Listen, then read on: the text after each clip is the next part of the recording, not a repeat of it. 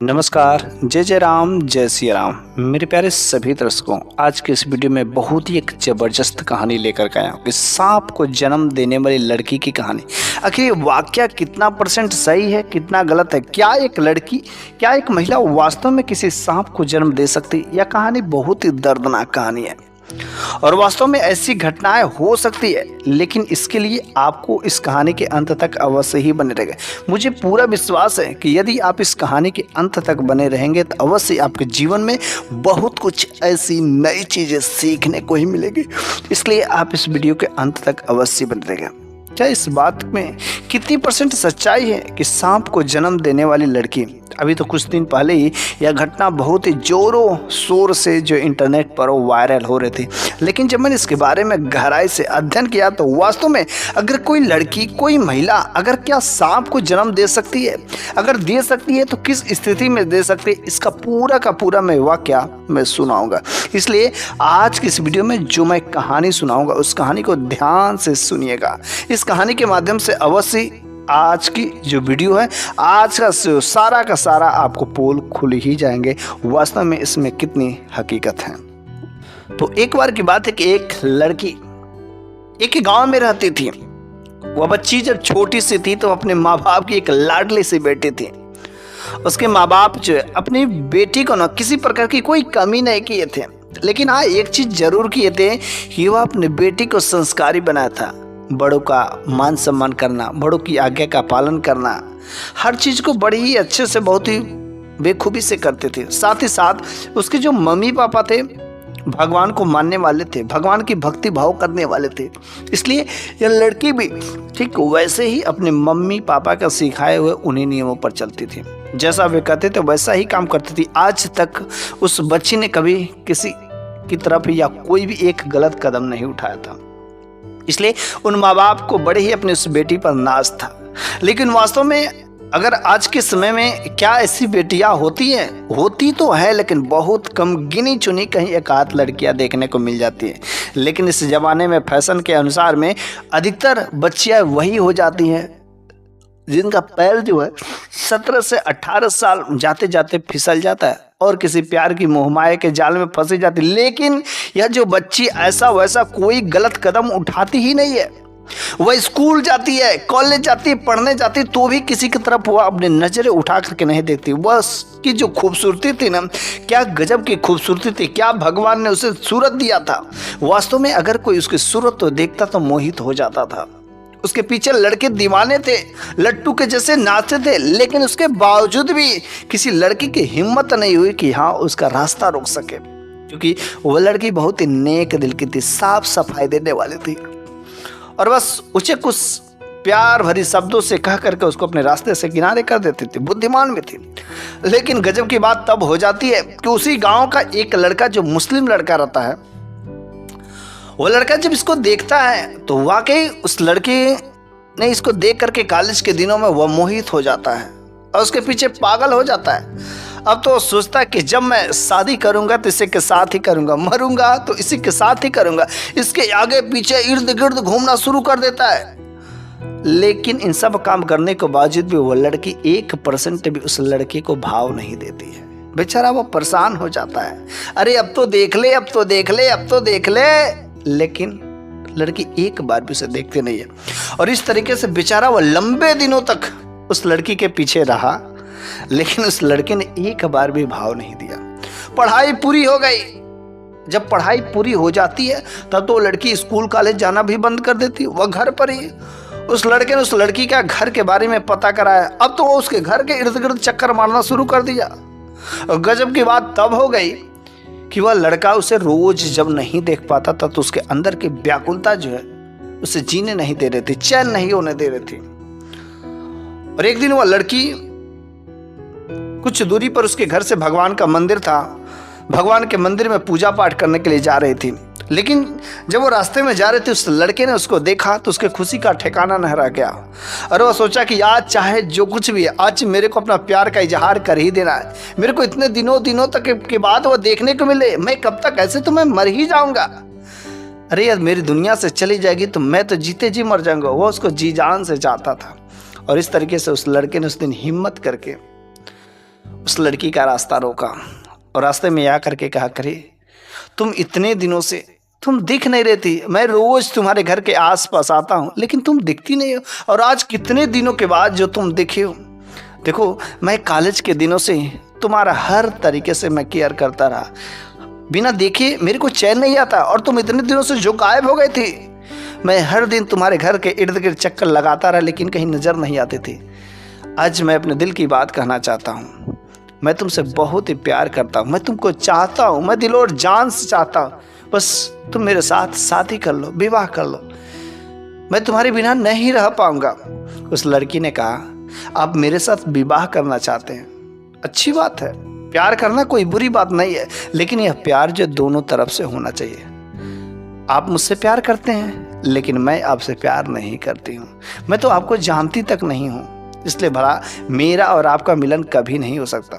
उस लड़के ने कहा, अरे नहीं हुआ तो क्या हो जाएगा, हो जाएगा, बस एक बार तुम मेरी कोई भी परीक्षा लेकर के देख लो, मैं तुम्हारे लिए जी जान दे दूंगा, बस मुझसे शादी कर लो, मुझसे प्यार कर लो, बस तुम्हें हर तरीके का मैं खुश सुख दूंगा। वो लड़की कहती, ऐसा कभी नहीं हो सकता, आप एक मुसलमान हैं और मैं एक हिंदू हूँ, भला आपके भी मम्मी पापा नहीं राजी होंगे, मेरे भी मम्मी पापा नहीं राजी होंगे, सहमति ही नहीं देंगे। तो उस लड़के ने कहा, चलो ठीक है, बाहर भक्कर के साथ शादी कर लेते। वो लड़के कहती, ना ना ना, मैं ऐसा गलत काम, ऐसा नाकाम, ऐसा निष्पाप तो कभी मैं कर ही नहीं सकती, बहुत बड़ा गलत काम है अपने माँ बाप के खिलाफ जाना, भला मैं अपने बाप के खिलाफ कभी नहीं जा सकती। अब मैं आपके साथ मेरा और आपका मिलन असंभव नहीं हो सकता, ना तो आपके मम्मी पापा और ना तो मेरे मम्मी पापा मानेंगे। और इस तरीके से काफ़ी बातें वो समझा करके कहती कि मेरे को कुछ समय दो। उसके बाद से फिर जो है वो मंदिर में जाती है, पूजा पाठ करती है। पूजा पाठ करने के बाद वो आकर के घर पर जो अपने मम्मी पापा के साथ बातें बताती भी है, लेकिन जब उन मम्मी पापा को पता चलता है कि वह लड़का जो रोज घर के इधर उधर किसी न किसी बहाने आता था, इसी वजह से आता था, कुछ ना कुछ मेरे को भी शक था लेकिन कन्फर्म नहीं था। लेकिन बेटी तुमने बता दे, बड़ी अच्छी बात की। उन्होंने कहा, बेटी क्या तुम चाहती हो? उसने कहा कि मम्मी मैं तो उसके साथ शादी नहीं करना चाहती क्योंकि वह दूसरे धर्म का है और मैं यहाँ पर दूसरे, और वो मुझसे बस प्यार करता है मेरे, लेकिन मेरी उसमें कोई परसेंट कोई चाहत नहीं है, इसलिए आप लोग जहाँ कहेंगे उसी जगह पर मैं शादी करूँगी। और इस तरीके से उसके माँ बाप ने अपनी उस बेटी की शादी कहीं दूसरे जगह पर कर देते हैं। लेकिन जब इस मुस्लिम लड़के को पता चलता है कि मेरी जो प्रेमिका है उसकी शादी उसके माँ बाप ने मुझसे नहीं किया बल्कि किसी दूसरे जगह कर दिया, बेचारा उसके दिल के ऊपर क्या गुजर रही थी। वह रोता रहा, पटकता रहा, लेकिन कुछ भी समझ नहीं आता, मैं करूँ तो करूँ क्या। अंदर ही अंदर कष्ट होता है कि मैं उसे क्यों नहीं पा सकूँ। ऐसा लगता था कि मैं मर जाऊंगा, वह आत्महत्या करने तक जाता है, लेकिन अंत में सोचता है उसने मेरे साथ शादी नहीं की, मेरे जीवन को बर्बाद कर दिया, इसलिए वह अगर मेरी नहीं हो सकी तो मैं किसी दूसरे का होने भी नहीं दूंगा, चाहे जो भी कुछ मेरे को करना पड़े मैं करके ही रहूंगा, उसका जीवन बर्बाद कर दूंगा। जैसे कि उसने मेरे साथ शादी नहीं किया, मैं उसे कितना चाहता था, कितना प्यार करता था, प्रेम करता था, लेकिन उसने मेरे प्यार को समझा नहीं, इसलिए मैं उसके जीवन को बर्बाद कर दूंगा, चाहे इसके लिए जो कुछ भी करना पड़े। फिर वह लड़का अपने उस प्यार का बदला लेने के लिए एक मौलाना के पास जाता है जो कालू जादुई का, जिसके पास भंडार था। वह अनेक प्रकार की ऐसी विद्याएं जानता था जिससे किसी दूसरे का सर्वनाश हो सके, जिससे किसी दूसरे की क्षति पहुंचाया जा सके। वो लड़का जब उसके पास पहुंचता है और सारा का सारा वाकया बताता है और कहता है कि बस मेरे को ऐसा कोई काला जादू सिखाइए कि जिससे मैं अपने प्यार का बदला में ले सकूं। वो लड़की अगर मेरी नहीं हो सकी तो मैं किसी दूसरे का होने भी नहीं दूंगा। तो उस मौलाना ने कहा कि इसके लिए तुम्हें 40 दिनों तक रात्रि के समय में जग करके कठिन मेहनत करना होगा। अगर तुम कर सकते हो तो ठीक है, वरना नहीं कर पाओगे। उस लड़के ने कहा, अरे 40 दिन तक क्या, मैं पूरा का पूरा 2 महीना साल भर करने के लिए तैयार हूँ, बस मेरे को काला जादू सिखा दीजिए। बस उस मौलाना के पास वह लगातार 40 दिनों तक रात्रि के समय में कठोर मेहनत करता है, बिना डरे हुए। घंघोर अंधेरी रात में वह बैठ करके काला जादू, अनेक प्रकार की खतरनाक विद्याओं को सीख लेता है और उसके बाद मुँह मांगे उसको रकम भी देता है। काला जादू सीखने के बाद उधर उस लड़की की तो शादी हो गई थी, अच्छे खासे घर में हो गई थी। और जब उस लड़की की शादी हुई थी जिस घर में हुई थी, तो उस समय पति पत्नी के बीच में बहुत ही प्यार जमता था। दोनों में खूब पटरी खाती थी, कभी उन दोनों में कभी लड़ाई झगड़ा नहीं होता था। लेकिन 40 दिनों के बाद जब इस लड़के ने काला जादू सीख लिया, बस पहला जो है वार तो उस लड़की पर, अपने प्रेमिका पर कर ही देता है। और जैसे अपने प्रेमिका पर जिस दिन से कर देता है, उसी दिन से उसके पति और पत्नी के बीच में लड़ाई झगड़े होने शुरू हो जाते हैं। वो लड़की समझ नहीं पाती कि आखिर मेरे पति का व्यवहार में अचानक ऐसा बदलाव कैसे हो सकता है, आखिर इन्हें क्या हो गया। दिन पर दिन जो लड़ाई झगड़ा बढ़ता ही गया, और जिसकी वजह से उस घर में कोई संतान नहीं हो रही थी। लेकिन जो उस लड़की के सास माँ थी, उसने कहा, करे बेटी, अरे शादी के तुम्हारे 2 साल हो गए और घर में कोई किलकारी, कोई नाती पोता नहीं आएंगे क्या? वो अपने बेटे से भी कही। इस तरीके से दोनों में संबंध स्थापित हुआ, और तो भी नहीं हुआ, लेकिन काफ़ी दवा इलाज कराने के बाद वो लड़की गर्भवती होती है। गर्भवती होने के बाद एक उसे सुंदर से बेटी की प्राप्ति होती है।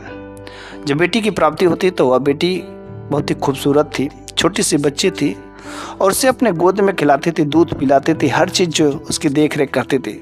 उस लड़की को कुछ भी नहीं पता था कि हाँ मेरे साथ में कुछ घटनाएं घटित होने वाली, कुछ भी नहीं पता था। वह छोटी सी बच्ची जब 10 महीने का हो जाती है, खेलना कूदना शुरू कर देती है, आंगन में खेलती दौड़ती है, किलकारियां कर दी है। और एक दिन 10 महीना होने के बाद एक दिन उसके घर के दरवाजे पर दस्तक होती है एक साधु बाबा की। उन्होंने दरवाज़ा खटखटाया। दरवाज़ा खटखटाने उस घर की जो नौकरानी रहती आती है, तो कहती है कि मेरे को प्यास लगी है, पानी पिला दो। और नौकरानी जाती है, पानी लेकर के आती है। लेकिन साधु बाबा ने कहा, नहीं, मैं इस पानी को नहीं पी सकता हूँ। इस घर की जो मालकिन है, मैं उनके हाथों से पानी पीऊँगा। नौकरानी मालकिन को कहती है। फिर वह लड़की अपने हाथों में पानी लेकर के आती है, और जैसे ही पानी उस साधु बाबा को देती है, साधु बाबा उस पानी को पीने ही वाले रहते हैं, लेकिन तब तक उस पानी में कुछ दिखाई देता है। वो कहता, अरे इस पानी में तो सांप है। उसने कहा, अरे इस पानी में सांप है? आप कैसी बातें कर रहे हैं, सांप कहाँ है? ये तो पानी फ्रेश है। उसने कहा, आपको नहीं दिखाई दे रहा है, ये बहुत ही गलत है, आपके भाग्य में संतान सुख नहीं लिखा है। वह जो महिला, वह लड़की हंसने लगी, अरे बाबा क्या आप ऐसी बहकी बहकी बातें करें, मेरे भाग में आप करें संतान सुख नहीं है? अरे मेरी 10 महीने की बेटी है और बिस्तर पर मस्त आराम से सो रही है। साधु बाबा ने कहा, बेटी है, सो रही है, लेकिन मैं कह रहा हूं ना, आपके ऊपर किसी ने कोई काला जादू किया है, आपको संतान सुख लिखा ही नहीं है। अगर आपको विश्वास नहीं होता है तो आप जाइए और अपने घर में जो बच्ची सोई हुई है, एक बार उसे जाकर के देखिए, बच्ची सो रही है कि नहीं सो रही है। वो लड़की कहती है, अरे आप क्या बातें कर रहे हैं, अरे मैं अभी उसके पास से आई हूँ और मेरी बच्ची सो रही है। तो उसने कहा, अरे एक बार जा करके तो देख लीजिए। फिर वह महिला, वो लड़की जो अपने उस बच्ची के पास में, जहाँ पर वो लेटी थी, उसके पास में जाती है, उस बच्ची को हिलाती है, डुलाती है, लेकिन उस बच्ची का प्राण पखेरु उड़ गए रहते। उस बच्ची की हालत देख करके दंगत में रह जाती, हैरान पड़ जाती, अरे उस साधु बाबा ने कुछ ऐसा पाखंड कर दिया, ढोंग कर दिया, उसी ने कुछ काम किया है, उसी ने कुछ ऐसा टूना उना दे दिया मेरी बच्ची, जिससे वजह से दम तोड़ दी। वजह उस साधु बाबा को ढूंढने लगती, लेकिन वो साधु बाबा वहां से कब रवाना होते, कब वहां से भागते हैं, कब जाते हैं, पता ही नहीं, किसी को दिखाई ही नहीं देता है। वो अपने नौकरानी से, नौकर चाकरों से कहती करे, उस साधु बाबा को जैसे भी ढूंढ करके लाओ। अपने पति को भी बुलाती है और ऐसा भी बताती है, लेकिन उस साधु बाबा को हर जगह चप्पा चप्पा ढूंढा जाता है, लेकिन कहीं पर कोई काम नहीं करता, कहीं मिलते ही नहीं है। उसका दुख धीरे धीरे कुछ दिनों में ढल जाता है और फिर से वह गर्भवती होती है। और गर्भवती होने के बाद एक खूबसूरत पेट से बच्ची, जो पहले से खूबसूरत थी, अच्छी थी, एक बच्ची को जन्म देती है। और इस बार अपने उस बच्ची को बहुत ही अच्छी खासी से परवरिश कर रही थी, ताकि कहीं कुछ ऐसा वैसा ना हो जाए। भगवान के दरबार में भी ले जाया करते थे, इसलिए उस बच्ची में कभी किसी प्रकार का कोई जो है गलतफहमी तो नहीं हुई। कुछ स्वास्थ्य भी ठीक रहता था, कभी कुछ नहीं होता था। उस बच्ची के 2 साल हो जाते हैं। जब वो बच्ची 2 साल की हो जाती है, क्राउलिंग करती है, धीरे धीरे चलना भी शुरू कर देती है, वॉकिंग भी करती है, घर के दरवाजे पर निकल करके टहलती थी, इस तरीके से वो चलना फिरना शुरू कर देती। और 2 साल के बाद जो है फिर उसी साधु बाबा का घर के दरवाजे पर दस्तक होता है। और जैसे ही घर के दरवाजे पर दस्तक होता है, उन्होंने घंटी बजाई, दरवाजा खुला और नौकरानी आई। जिसे नौकरानी ने उस साधु बाबा को देखा, तुरंत अपने मालकिन को बुलाया, अरे मालकिन मालकिन देखिए वही साधु बाबा है। बस हुआ तो काफी गुस्से के साथ, तेजी के साथ, मैं उस साधु बाबा को मैं बताती हूँ, उसने मेरे बच्ची को खा लिया, उसने मेरे बच्ची को मार दिया। वह काफी गुस्से के साथ में आती है, कहती अरे तुम क्या करने के लिए आओ? अरे अब क्या करने के लिए? उसने तो आपने तो मेरी एक बच्ची को खा लिया ना। अरे आप क्यों मारे मेरे बच्ची को? मारे मैंने आपका क्या बिगाड़ा है? साधु बाबा ने कह रही है आप मेरे को गलत समझ रही है, मैंने आपकी बच्ची के साथ में कुछ नहीं किया है, मैं कुछ नहीं किया हूं। अरे आपके ऊपर काला जादू किया हुआ है, आपके गर्भ में सर्प पल रहा है, वही जो है आपको संतान सुख लिखा ही नहीं है। उसने कहा अरे मेरी एक बच्ची है, 2 साल की हो चुकी है और आप कह रहे संतान सुख नहीं लिखा। मैं ये सब पाखंड की बातों को मैं बिल्कुल ही नहीं मानने वाला। आप सारा का सारा झूठ करते, फ्रॉड करते। और इस तरीके से उस साधु बाबा को वहां से घर के दरवाजे से धक्के मार करके निकाल देती है। धक्के मार कर जब निकाल देती है तो उनका एक पालतू कुत्ता रहता है। वह पालतू कुत्ता घर के दरवाजे पर मिट्टी को हटा रहा था, खोद रहा था। खोदते खोदते काफी जो गड्ढा कर देता है और जब काफी गड्ढा बना देता है, वह छोटी सी बच्ची क्राउलिंग करते करते करते जाती है और उस गड्ढे में गिर जाती है। जैसे ही वह बच्ची उस गड्ढे में गिरती, तुरंत उसका गर्दन टूट जाता है और गर्दन टूटते ही कुछ ही समय में वह बच्ची उसी में अपना दम तोड़ देती है। नौकरानी जब इसको देखती है तो वह भगी भगी जाती है, उस बच्ची को उठाती है, लेकिन उसका गर्दन टूट चुका था, झूल चुका था। वह मालकिन को बताती है। मालकिन बड़ी हैरान रह जाती, करे उस साधु बाबा जो बात लग रहा है कर रहे, सत्य ही कर रहे।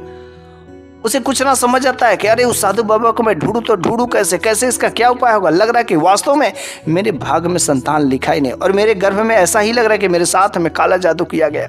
बहुत ही रोती है, बिलखती, क्योंकि वो बच्ची 2 साल की हो गई। तो उसे अब कुछ उस साधु बाबा के बातों पर भरोसा होने लगा था, विश्वास होने लगा था। लेकिन उस साधु बाबा का ढूंढने पर भी नहीं मिलने वाले थे। लेकिन शायद ऐसा कुछ लग रहा था कि वह भगवान का भेजा गया एक दूत आते थे, खुद भगवान जो उसकी रक्षा करने के लिए आए थे, क्योंकि वह भगवान को बहुत मानने वाले थे, भगवान की भक्ति भाव करने वाले थे। इसलिए हमेशा अपने भक्त की रक्षा करने के लिए भगवान किसी न किसी रूप में आते ही आते हैं।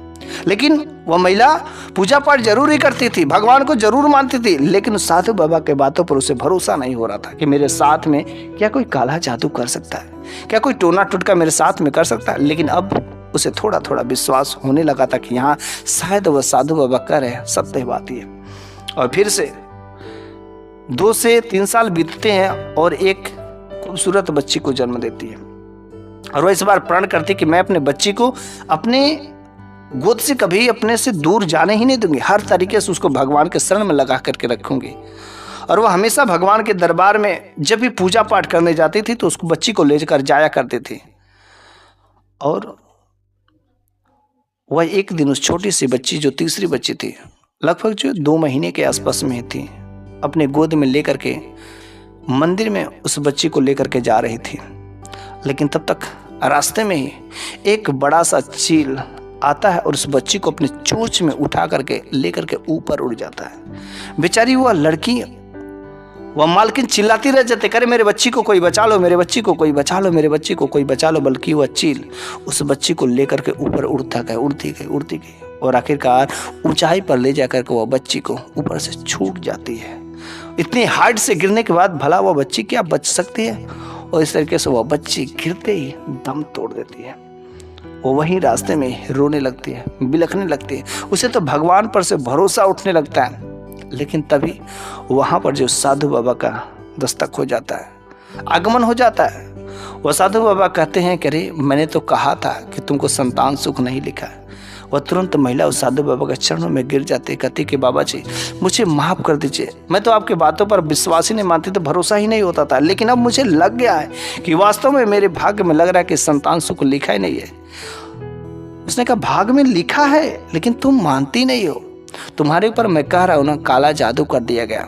मैं जैसा उपाय करता हूँ वैसा तुम कहना, मेरे को ये तुम्हारे काम के लिए भेजा गया, लेकिन तुम हो कि मानती ही नहीं हो।